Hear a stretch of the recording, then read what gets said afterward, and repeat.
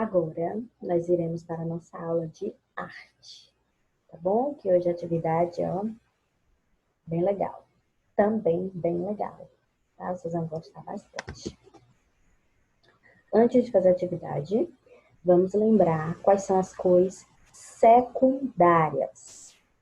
Cores secundárias, que são o laranja, o verde e o roxo, certo? E vamos lembrar que, para formar essas cores secundárias, eu preciso das cores primárias. São o amarelo, o azul e o vermelho. A mistura delas, a junção, é que forma as cores secundárias. Lembraram? Então, as cores primárias, amarelo, azul, vermelho. Quando eu misturo elas, eu formo as cores secundárias, que é o laranja, o verde e o roxo. Beleza, né?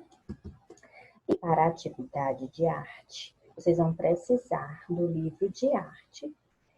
As páginas são 26 e 27. Prestem atenção como a atividade vai ser bem legal.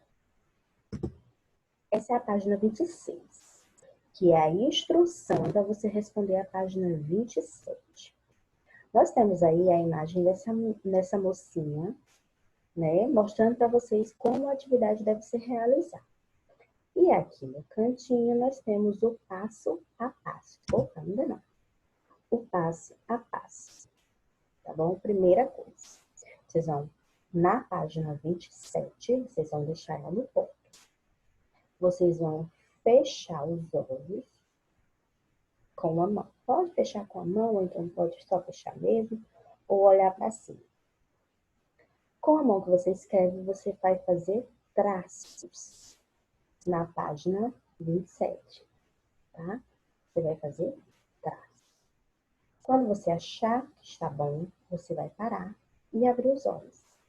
Você vai ver o que você formou com os seus traços, tá bom? Que tipo de formas, que tipo de desenho você formou, certo? Se precisar, você cobre com o pincel hidrocor para ficar mais bonito, ou mesmo deixa lá, que você decide. E depois você vai pintar as formas que você formou com as cores secundárias, tá bom? Que é o laranja, o verde e o roxo, tá bom? Então, feche os olhos e na página 27, faça os riscos. Depois, pinte com as cores secundárias, tá bom? Vamos lá fazer a atividade? Beijinhos!